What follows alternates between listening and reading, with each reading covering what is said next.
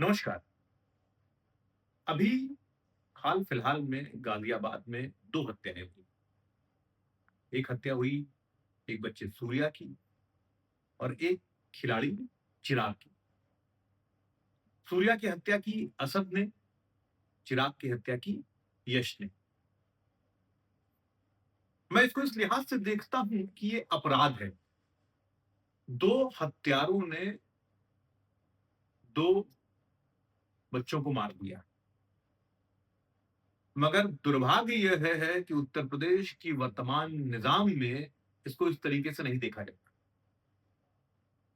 जहां सूर्या की हत्या को एक नया रंग दिया गया हिंदू मुसलमान का और संगीत सोम जैसे तमाम तथाकथित तुष्टीकरण वाले नेता जिनके पूरे जीवन की उपलब्धि यही है कि वो सिर्फ नफरत फैलाते हैं, वो और तमाम फ्रिंज पर बैठे हुए छुटर पुटर मशरूम टाइप के जो हिंदूवादी संगठन है वो खड़े हो गए और पूरी हत्या को एक नया रंग देने लगे। सूर्या के घर वाले आए और उन्होंने बुलडोजर एक्शन की मांग की, एनकाउंटर की मांग की। पुलिस ने भी आनंद फानन में असद का एनकाउंटर कर दिया और अब सुन रहे हैं कि उसके घर पर बुलडोजर चलाने की मांग हो रही है। वहीं दूसरी तरफ चिराग के पिता ने ये कहा कि वो यश को अपने बेटे की तरह मानते थे, वो उन्हें अंकल अंकल कहता था और उन्होंने भी सख्त कार्रवाई की मांग की कि वो धोखा है एक तरीके से, जिसको वो अपने बच्चे की तरह मानते थे, उन्होंने ही उनके बेटे की हत्या कर दी है। उन्होंने भी उसी एक्शन की मांग की, मगर वहां वो एक्शन नहीं हुआ। ना उस मसले पर कोई डिबेट हुई, ना उनके पिता की जो मांग थी उसको किसी टीवी चैनलों ने दिखाया, ना उस पर फेसबुक पर कुछ लिखा गया और ना ही कोई नरेटिव बना।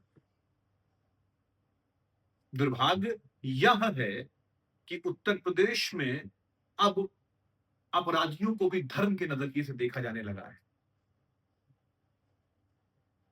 अब यह किया जा रहा है कि अगर आपके साथ गलत करने वाला कोई मुसलमान है तो उसको हिंदू मुसलमान का रंग दिया जाएगा और मारने वाला कोई हिंदू है तो उसको वो रंग नहीं दिया जाएगा। आप जेवर में गोपाल शर्मा की हत्या की बात ले लें, बदायूं में दोहरे हत्याकांड की बात कर लें, एचपीसीएल के जो 2 अधिकारी मारे गए, क्या हुआ उसमें? क्या बुलडोजर एक्शन हुआ? क्या उनका एनकाउंटर कर दिया गया? आप बनारस के सूर्य प्रताप सिंह की बात कर लें, आप गोरखपुर के राजकुमार चौहान की बात कर लें और अभी लखनऊ में शिवम सिंह की हत्या की गई है, पत्थरों से बेरहमी से मार कर हत्या की गई। क्या उन अपराधियों का एनकाउंटर हो गया? क्या उनके घर पे बुलडोजर चला? नहीं। क्यों? क्यों? आप महोबा का कांड याद करिए, जब एक कोचिंग जा रही बच्ची को लोगों ने अगवा किया, 16 दिन तक बंधक बनाकर रखा, उसके साथ नरभक्षीय व्यवहार किया, दुष्कर्म ही नहीं किया, नरभक्षीय व्यवहार किया। क्या आपने उनके साथ वही काम किया? नहीं।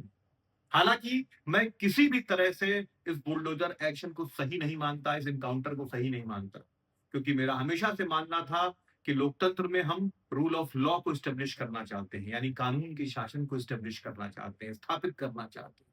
हम रूल ऑफ पुलिस को स्टेब्लिश नहीं करना चाहते। पुलिसिया तंत्र को एनकाउंटर करने की आजादी नहीं दी जा सकती, वरना ये जंगल राज यहां पर कायम हो जाएगा। लेकिन दुर्भाग्य यह है कि पिछले 12 साल से इस देश में जो नफरत की फसल बोई गई वो अब लहलहाने लगी है। एक पूरी पीढ़ी की नसों में जहर भर गया है और अब कोई अपराधी अगर मुसलमान होता है तो हम उसे अपराधी नहीं मानते, उसे हम एक धार्मिक रंग देते हैं और पूरी एक कौम को कटघरे में खड़ा कर देते हैं। ये किसी भी सभ्य समाज के लिए अच्छा नहीं है। ये किसी भी देश की तरक्की के लिए अच्छा नहीं है। मगर दुर्भाग्य है तो है कि जो निज़ाम है वो इस तरह की चीज़ों को बढ़ावा देता है। वक़्त ये आ गया है कि हम सब खड़े हों और कहें कि नहीं ये सोच गलत है। नहीं, ये इस देश के भविष्य के लिए ठीक नहीं है। नहीं, हम एक सभ्य समाज की तरह जैसे रह रहे थे वैसे ही रहेंगे। अपराधी को अपराधी ही मानेंगे, उसे उसके धार्मिक चश्मे से नहीं देखेंगे। वरना याद रखिए अगर हम आज चुप रहे तो दिनकर साहब की वो मशहूर पंक्तियाँ याद रखिए, समर शेष है, नहीं पाक का भागी केवल व्याध। जो तटस्थ हैं, समय लिखेगा उनका भी अपराध, समय लिखेगा उनका भी अपराध। तो हमें अपराधी नहीं बनना है, हमें खड़े होना है, सच बोलना है और इस धार्मिक तुष्टिकरण की राजनीति को खत्म करना है। नमस्कार।